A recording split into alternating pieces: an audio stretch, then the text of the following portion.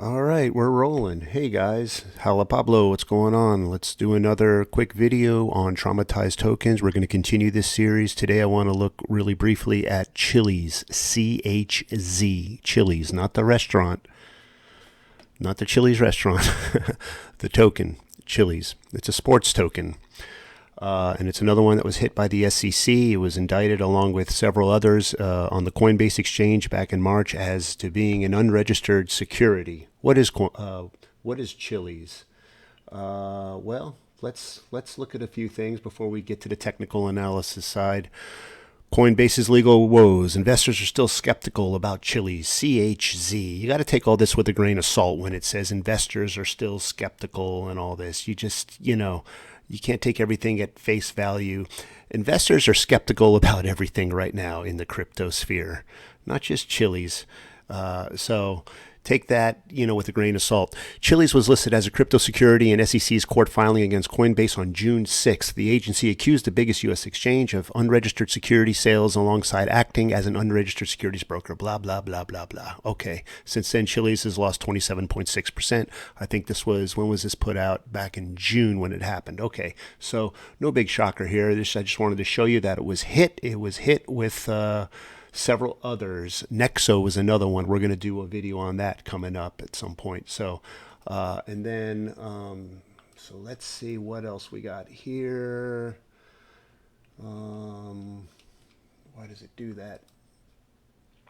Okay, and then my new tab. Well, we'll go to the we'll go to the technical analysis. Basically, what Chiliz is, it's a sports token. Okay, it links sports fans with their favorite teams, and they can trade tokens. They can buy sports memorabilia. Let me tell you something. The sports industry globally is huge, and when I say huge, we're talking about it's projected to be 700 billion. That's with a B, $billion. By the year 2026. Right now, it's about $388 billion revenue for this global market. So it is huge. There's a lot of money potentially in sports. There's already, not even potentially, it's already there, but it's expected to grow and grow and grow with betting, sports betting. People with the token can with Chiliz. What Chiliz will do is links fans with their team so that they can buy merchandise or they can vote on maybe draft picks and things like that. There's all kinds of things that they can implement with a token like this, and there's so much money at play. And so for the SEC to swoop down and say this is an unregistered security, obviously it smells money. It smells money that they may be cut out of, and so they're going to want their cut. They're going to want to dip their beak. They're going to want to buy this token. And I'm not saying that that's what they're doing with Chiliz, but that is the psychology behind so much of what the SEC does. And not only is it with the finance coins like XRP, XLM, Kati, and others, Dash, Zcash, they see these as main rivals of CBDC and of Fedcoin. What they also want to do by coming in and creating volatility, creating FUD, is to get investors to capitulate on them, to sink the price, to make the price dump. And then guess what happens once it reaches below these levels that we're going to talk about? That's where they're scooping it up. That's where investors are scooping it up. People on Wall Street, the banking, centralized banking, the lobbyists. That's why they go and they spend so much money lobbying these politicians, lobbying people in the SEC to bring lawsuits, litigation, to harass basically these crypto developers, deem them as and brand them as unregistered securities, which in turn causes the prices to drop, which in turn brings it to very good prices, advantageous for smart money, institutional money to come in and just pick the bones and buy this stuff at its most bloodiest. So that's what's happening right now. Now, I don't know what's going to happen with Chiliz. This is not financial advice. I'm not a financial advisor. I'm just telling you what's going on according to the news. And here we see basically everything. Even if the SEC hadn't hit Chiliz with an unregistered securities allegation, it still would have been in a decline, just like everything else. We're in a clear bear trend going down still. To narrow it down even more, I've kind of looked at it, and it's been what resembles to be a falling wedge. Falling wedges on the macro are bullish, as you know, and so this has resembled a falling wedge. So many alts are in falling wedges, whereas Bitcoin is in a rising wedge, a macro rising wedge that looked like it just broke over like last week, but it still remains to be seen. It may put up another leg, but my long-term projection on Bitcoin is bearish. Now, when Bitcoin loses its dominance, traditionally the altcoins rally, and so if that happens, then this looks like it could break up to the north side, but not before maybe it takes another turn. So I marked here these different areas, these lows of selling climaxes on the Wyckoff. And if you notice on selling climaxes, usually on redistribution ranges especially, and on accumulation ranges, the selling climax if it's going to be a redistribution, it's going to dump further. It usually ends up mitigating once or twice. And here, there's usually, you have the selling climax, automatic rally, secondary test. It usually always mitigates the secondary test. We see that here, secondary test. We see that here, secondary test. And here are presently secondary test. Usually after the secondary test, it comes back up because you need to have, if it's going to dump further, what they're going to do is implement first a bull trap, which usually serves as a UTAD. See, and here we have a triple top here with the horns of the devil, UTAD. It's what I call horns of the devil, where you have like a double UTAD here.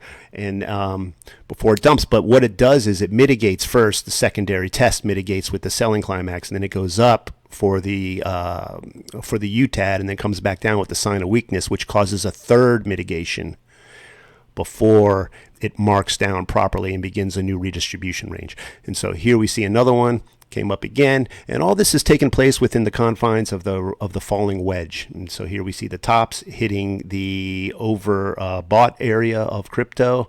You don't really need an RSI if you know how to do price action volume, because you automatically know where everything is overbought and oversold. So here obviously is overbought crypto, comes back into the wedge, again overbought here, comes into the wedge. We see supply coming in, big supply coming in. So this tells me that this is legit. This downtrend is legit. And so they're banking on the fear and greed as it bounces along within this wedge. And then here as well, we see like a triple mitigation here.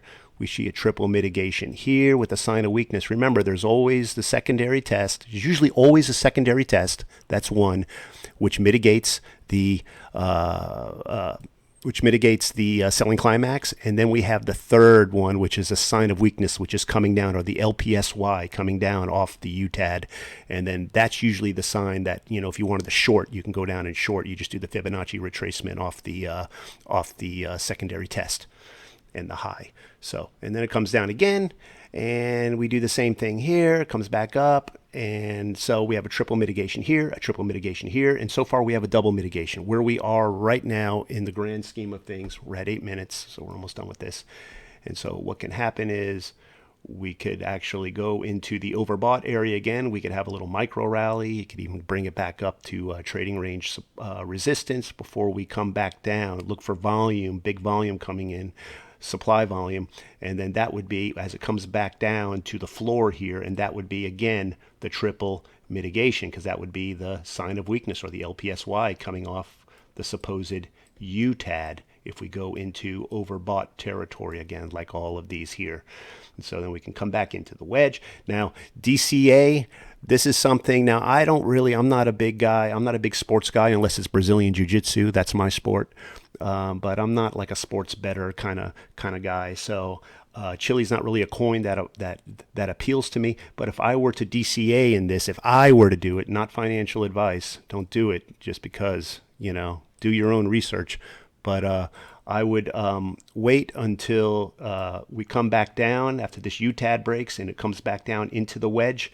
And then, so I did the Fibonacci retracements based off that, and it brings it down to the 1.272 is this line here. It's the 0.0259 price, and that would bring it down here to the confluence of this wedge before we can kind of expect any kind of like macro reversals out of this. But definitely I wouldn't buy if you see it breaking this wedge. Say if it goes up to like 9 cents, I wouldn't buy it there. You could be buying overbought crypto, and you're going to be left holding the bag when it dumps and comes back down into the wedge to take another leg down. So that's what I got. That's what I'm doing. You're welcome to piggyback.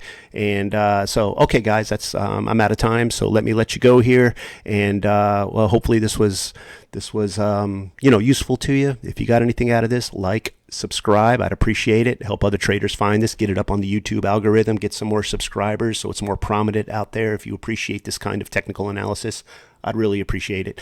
So, all right, guys, you have a good one. Happy trading. We'll talk to you soon. Until next time. Bye-bye.